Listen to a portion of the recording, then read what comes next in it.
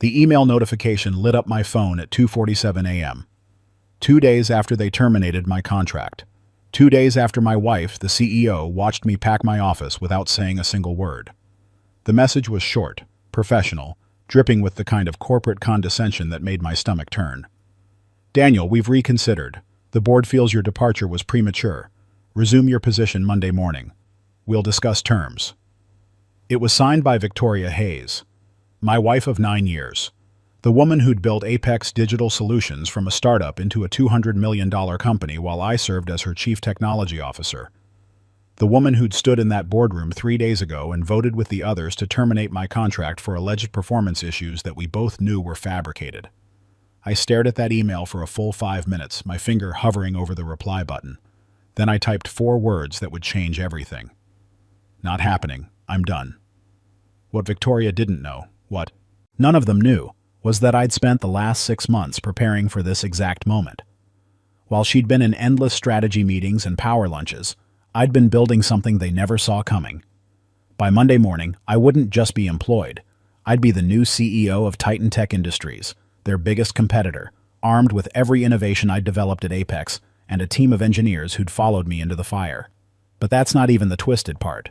The real story started 18 months earlier, when I first noticed the changes in Victoria.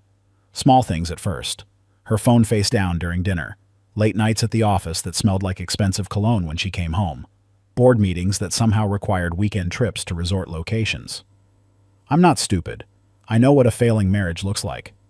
My parents went through a brutal divorce when I was 12, and I'd sworn I'd never let that happen to me. So instead of confronting Victoria, I did what any good technologist would do. I started gathering data. My name is Daniel Foster.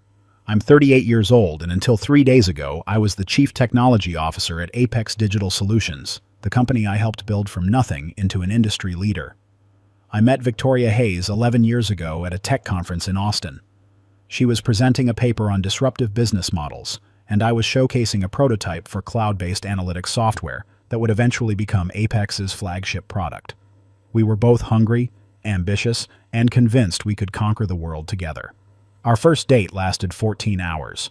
We started at a coffee shop arguing about market positioning, moved to a restaurant debating venture capital strategies, and ended up at her hotel room sketching business plans on a whiteboard she'd ordered from room service. Not exactly romantic, but for 2 tech nerds, it was perfect. We launched Apex 6 months later with $200,000 from our combined savings and a $2 million angel investment. Victoria secured from her former business school professor. I handled all the technical development while Victoria managed operations, sales, and investor relations. We were a perfect team, complementing each other's strengths, covering each other's weaknesses. The company grew faster than either of us expected. Within 3 years, we had 50 employees and $15 million in annual revenue. Within 5 years, we'd gone public with a valuation that made us both multimillionaires on paper. We got married during that period, a small ceremony at a vineyard in Napa, surrounded by investors, employees, and the venture capitalists who'd bet on our vision. Looking back, I realize even our wedding was more about business networking than celebrating our relationship. But at the time, I thought that's what success looked like. I thought we were living the dream. The cracks started showing about 2 years ago. Victoria became obsessed with expansion, pushing into markets I thought we weren't ready for. She started bringing in outside consultants, expensive MBA types who'd never written a line of code, but somehow knew better than me how to run a tech company. Board meetings became tense.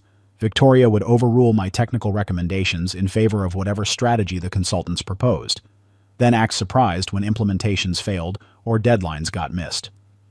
Before we go further, if you're finding this story compelling, hit that subscribe button. Leave a comment telling me what you'd do in this situation, and smash that like button to help others find this video. Your support keeps these stories coming. The real breaking point came during a product launch 8 months ago. We'd been developing a new AI-driven analytics platform, something I'd personally architected over 18 months. It was revolutionary, genuinely groundbreaking technology that could have cemented Apex's position as an industry leader for the next decade. But 2 weeks before launch, Victoria pulled the plug. Just canceled the entire project without consulting me, without even having the courtesy to discuss it beforehand. She announced it in a board meeting like it was a minor scheduling adjustment, then moved on to the next agenda item while I sat there feeling like I'd been punched in the gut. After that meeting, I cornered her in her office. "Victoria, what the hell just happened? That was 2 years of work. Millions in development costs. The project wasn't meeting market timelines," she said without looking up from her laptop. "The consultants ran the numbers and recommended we pivot to something with faster ROI. The consultants." I laughed, but there was no humor in it. The same consultants who've never built anything in their lives. Who don't understand the first thing about what makes this technology special. They understand business, Daniel, something you've always struggled with. That stung because it was partially true. I was the tech guy, the builder, the one who turned ideas into reality. Victoria was the business mind, the strategist, the one who turned technology into profit. But somewhere along the way, she'd stopped seeing me as an equal partner and started treating me like an employee who didn't understand the bigger picture. I started paying closer attention after that. Victoria's schedule was increasingly filled with meetings I wasn't invited to. Strategy sessions with board members happened over dinners at exclusive restaurants where I was suddenly not needed. She created a new executive committee that made major decisions without my input, then presented those decisions to me as done deals I was expected to implement. The marginalization was subtle but systematic. Every week, I had a little less influence, a little less authority, a little less voice in the company I'd helped create. And every week, Victoria seemed more distant, more guarded, more like a stranger wearing my wife's face. That's when I started documenting everything, every email, every meeting, every decision that pushed me further to the sidelines. I wasn't planning anything specific at first, just keeping records in case things got worse. But then I discovered the real reason Victoria was sidelining me, and everything changed. It was a Thursday evening. Victoria was supposedly at a board dinner with investors. I was working late at the office trying to salvage what I could from the canceled AI project, when I noticed something odd in the server logs. Someone was accessing proprietary files from Victoria's executive account, but the IP address didn't match any of our approved locations. I could have reported it to IT security. Should have, actually. But something made me trace it myself. The access was coming from a luxury hotel downtown, the kind of place where the rooms start at $800 a night. And according to Victoria's calendar, she was supposed to be at a restaurant across town for that investor dinner. I sat there staring at those server logs for 10 minutes, my mind racing through possibilities. Then I did something I'd never done before. I accessed the security footage from our office building's parking garage. Victoria's Mercedes had left at 6:15 p.m. I pulled up the traffic camera feeds, public records that anyone with the right technical knowledge could access, and tracked her route. She didn't go to the restaurant. She went straight to that hotel. The next morning, I hired a private investigator named Sarah Mitchell, former FBI agent, specialized in corporate espionage and infidelity cases. I gave her Victoria's schedule, her frequent locations, the names of the consultants she was always meeting with. 3 weeks later, Sarah handed me a file that made everything clear. Victoria wasn't just having an affair, she was having an affair with Preston Blake, the lead consultant she'd brought in 18 months ago. The same consultant who'd been systematically recommending decisions that weakened my position in the company. The same consultant who'd advised canceling my AI project. The same consultant who was now apparently helping Victoria plan my complete removal from Apex. The file contained photos of them together at hotels, restaurants, even at his apartment. It contained copies of text messages Sarah had recovered through methods she insisted were completely legal. And most damning of all, it contained email exchanges between Victoria and Preston discussing how to force me out of the company while minimizing the financial impact to her. They'd been planning this for months. Every marginalization, every decision that undermined my authority, every consultant recommendation that made me look incompetent. It was all part of a coordinated strategy to justify terminating my contract. And once I was gone, Preston would slide into a newly created Chief Strategy Officer position with a salary that would have made my eyes water. I should have been devastated. Should have confronted Victoria immediately, lawyered up, filed for divorce, made a scene. But instead, I felt something unexpected. Clarity. For the first time in months, I understood exactly what was happening and exactly what I needed to do about it. I spent the next 6 months preparing my exit strategy. While Victoria and Preston thought they were playing me, I was building something they couldn't see. I started by reaching out to old contacts, people I'd worked with before Apex, engineers I respected, competitors who'd always wanted to work with me. Quiet conversations over coffee, feeling out opportunities, planting seeds. Then I got a call from James Richardson, the founder of Titan Tech Industries. Titan was Apex's main competitor, slightly smaller but with better technology in several key areas. James was 67, thinking about retirement, looking for someone to take over his company and take it to the next level. We met for lunch, and I told him the truth, most of it anyway, that I was being pushed out of Apex, that I had technology I'd developed independently that could revolutionize the industry, that I was looking for a new challenge. James listened carefully, asked sharp questions, and then made an offer that took my breath away. CEO position, significant equity stake, complete operational control, and a development budget that would let me build everything I'd been prevented from building at Apex. But there was a condition. James wanted me to bring my team with me. The engineers who'd worked on my canceled AI project, the developers who trusted my vision, the technical staff who'd been marginalized alongside me. I need to know you can deliver, James said, not just the technology, but the people who can make it real. So I started recruiting. Carefully, quietly, always off the record. Coffee meetings with key engineers, lunches with developers, after-work drinks with team members who'd been frustrated by Apex's recent direction. I never badmouthed Victoria or the company. Just talked about new opportunities, exciting challenges, a chance to work on groundbreaking projects without corporate politics getting in the way. 23 people said yes. 23 of Apex's best technical minds agreed to follow me wherever I went next. We coordinated everything through encrypted messages, burner phones, meeting at coffee shops far from the office. We were planning the biggest talent exodus in the industry, and nobody at Apex had a clue. The final piece fell into place when I finished developing the AI platform Victoria had canceled.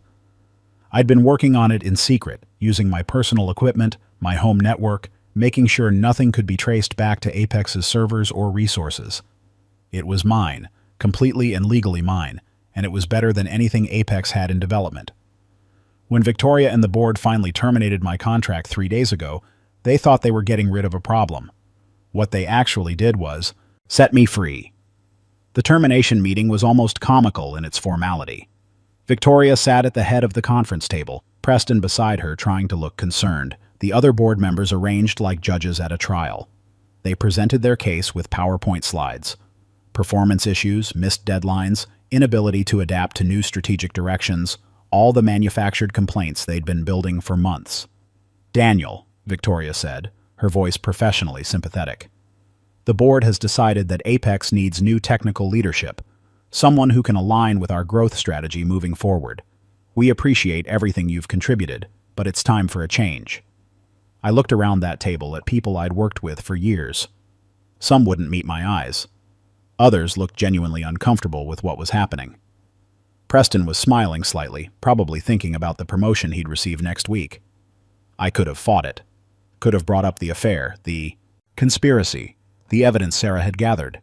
Could have threatened lawsuits and made everything ugly. Instead, I just nodded and signed their separation agreement. They offered me 6 months severance and a non-compete clause that would have prevented me from working in the industry for 2 years. I signed it all without reading it carefully, which made Preston's smile widen. He thought I was broken, defeated, accepting my fate like a beaten dog. What Preston didn't know was that I'd had my own lawyers review that agreement weeks earlier. They'd found enough loopholes and ambiguous language to drive a truck through. The non-compete wouldn't hold up in court, especially since they'd terminated me rather than me leaving voluntarily. But I let them think they'd won. Let them think I was walking away quietly. I packed my office that afternoon while Victoria watched from her doorway. We didn't speak. What was there to say? 9 years of marriage, 8 years of building a company. Together, all of it reduced to this moment of cold professional separation. I took my personal belongings, my technical notebooks that I'd always kept separate from company property, and the photograph of us from our wedding day. Not because I wanted to remember us, but because I wanted to remember never to trust that completely again. That evening, I met with James Richardson and signed the contract to become CEO of Titan Tech Industries. The press release would go out Monday morning, the same morning Victoria expected me to respond to her patronizing job offer. I also activated my recruitment network, and all 23 engineers submitted their resignations to Apex simultaneously on Friday afternoon, each one carefully worded to avoid breach of contract while making it clear they were following me to Titan. The timing was perfect. Apex had 3 major client presentations scheduled for the following week, all requiring deep technical knowledge that just walked out the door. They had ongoing development projects that would grind to a halt without the engineers who understood the codebase. And they had a competitor who just acquired the exact technical leadership and innovation capability they'd spent months trying to eliminate. Victoria's email arrived at 2:47 a.m. on Saturday, probably after she'd spent Friday evening dealing with the mass resignation crisis and realized exactly how badly she'd miscalculated. That's when I replied with those 4 words. "Not happening, I'm done." Her response came back in under 5 minutes, and the professional veneer was completely gone. "Daniel, we need to talk. This is bigger than your ego. Call me immediately." I didn't call. Instead, I sent a longer reply.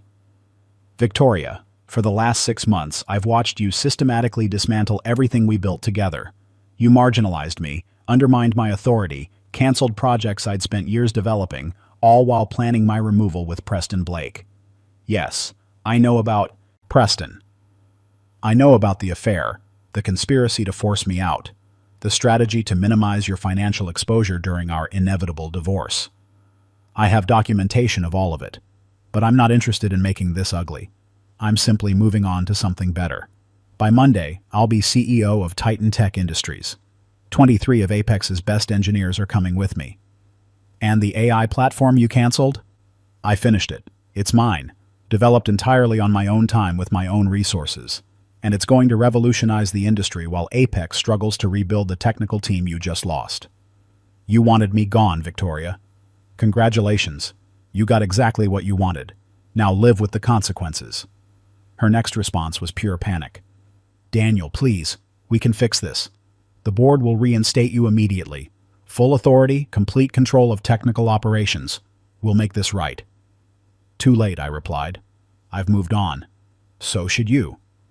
My phone rang 17 times over the next hour.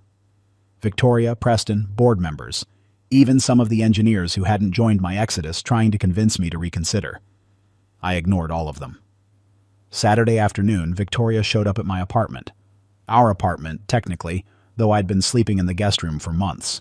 She looked terrible, hair uncombed, makeup smudged, still wearing the clothes from Friday. "Daniel, we need to talk.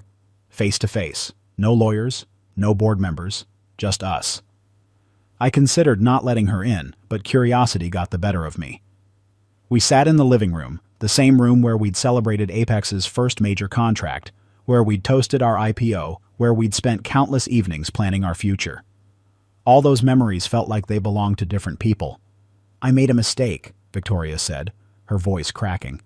"Preston and it was stupid, meaningless. A mistake that lasted 6 months, I replied coldly, and included systematically destroying my position in the company we built together." She flinched. I was angry. "You were so focused on the technology you weren't seeing the bigger business picture. The consultants were supposed to help us scale, and Preston, he understood things you didn't. Preston understood how to manipulate you into removing the one person who could challenge his influence. Victoria, you didn't just have an affair. You let him convince you to dismantle everything that made Apex successful. The engineering culture, the innovation pipeline, the technical leadership that was our competitive advantage. You traded all of that for what? Fancy dinners and hotel rooms?" She started crying then, real tears that might have moved me a year ago.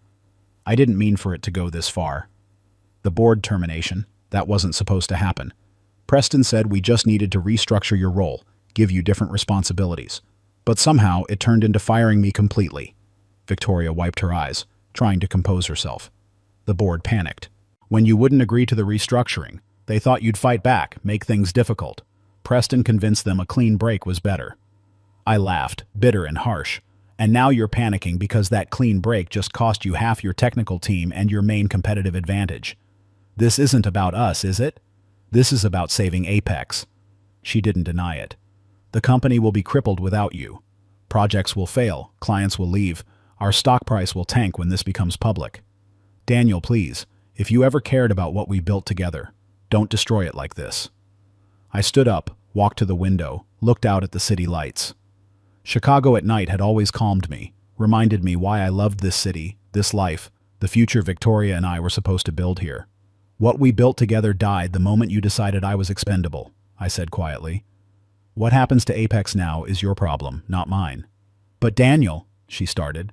I turned to face her. I want a divorce. Uncontested, fair division of assets, no drama. You get to keep your CEO position and whatever's left of Apex. I get to move on with my life.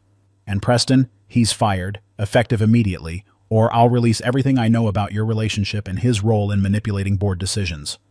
Victoria's face went white. You're blackmailing me. I'm giving you a choice. Handle this professionally, or I'll handle it publicly. Your call. She left without another word, and I spent the rest of the weekend preparing for my new role at Titan. Monday morning arrived with the kind of crisp autumn clarity that made everything feel possible. I woke up at 5 a.m., went for a run along the lakefront, came back and put on my best suit. Not the corporate uniform I'd worn at Apex, but something sharper, more confident. The suit of a CEO, not a CTO.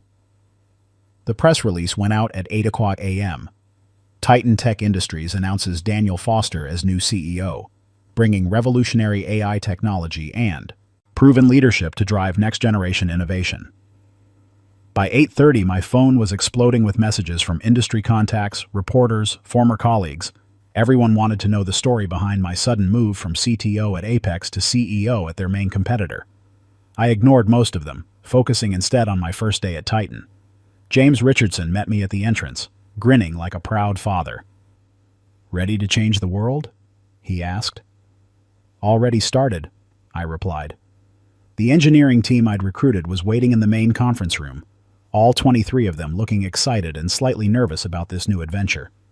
I spent the morning welcoming them individually, making sure they knew they'd made the right choice, laying out my vision for where we were heading. By noon, Apex's stock price had dropped 12%. News of the mass engineering exodus was spreading, and investors were rightfully concerned about the company's ability to deliver on existing commitments. Victoria called an emergency board meeting, probably trying to do damage control, probably explaining how everything had gone wrong. I didn't take any pleasure in Apex's struggles. That company had been my baby too, and watching it suffer hurt in ways I hadn't expected, but I couldn't save Victoria from the consequences of her own choices. Preston Blake was fired by 2 p.m. The official statement said he was leaving to pursue other opportunities, but industry insiders knew exactly what had happened. Victoria had sacrificed him to try to salvage her own position, throwing her lover under the bus to appease board members furious about the company's sudden crisis. By Wednesday, 3 of Apex's major clients had reached out to me directly, asking if Titan could take over their contracts. They'd been working with our engineers at Apex and wanted to follow that relationship to our new company. Each contract was worth millions, and each one represented another nail in Apex's coffin. Friday afternoon, exactly 1 week after my termination, James Richardson announced his retirement and officially handed over full control of Titan Tech Industries to me. The transition we'd planned for 6 months was complete.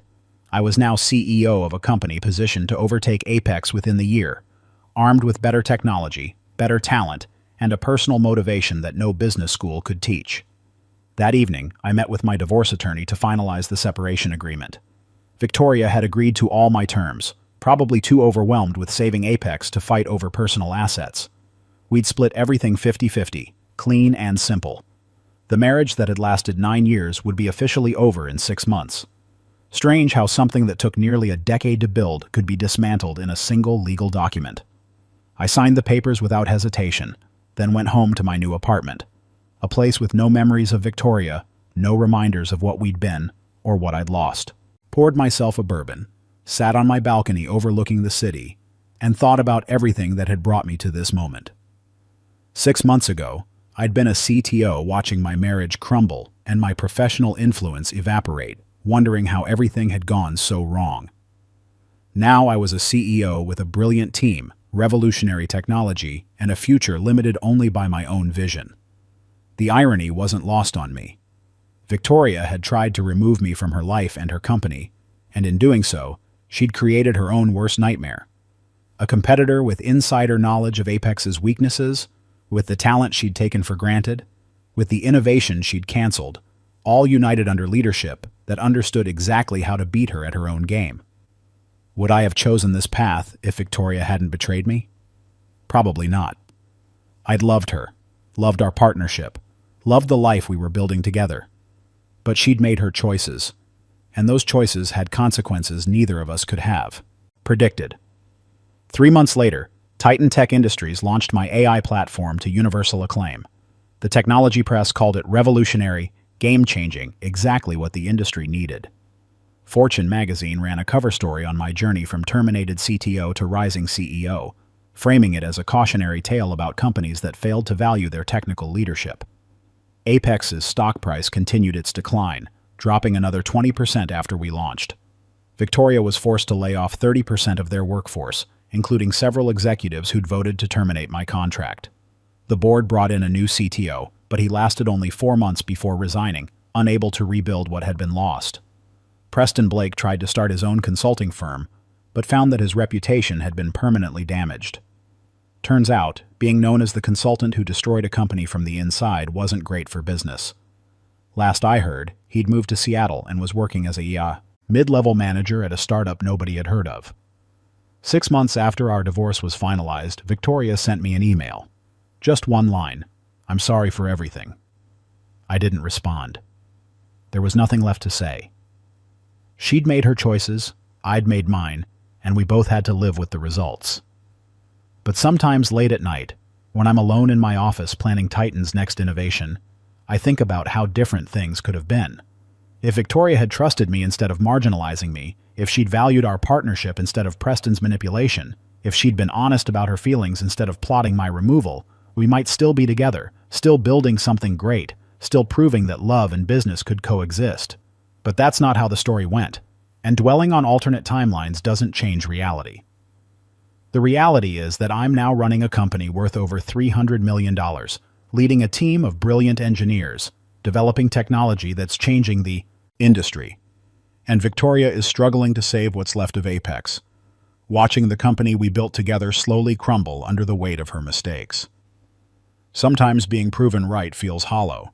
Sometimes winning doesn't feel like victory. But sometimes it's enough to know that you survived betrayal, built something better from the ashes, and proved that your worth wasn't defined by the people who tried to diminish it. That termination email Victoria sent 3 days after firing me, asking me to come back, resume my position, accept her authority, it sits in my archived folder now. A reminder of the moment everything changed. A reminder that sometimes the best revenge isn't destruction, it's success. If this story resonated with you, if you've ever felt undervalued or betrayed by someone you trusted, drop a comment below. Share your experience, your wisdom, your thoughts on professional betrayal and personal recovery. And if you want more stories about justice, consequence, and the complex reality of human relationships, subscribe to this channel. Hit that like button to help others find these stories. Because everyone deserves to know that being terminated, being betrayed, being counted out doesn't mean you're finished. Sometimes it just means you're about to become exactly who you were always meant to be.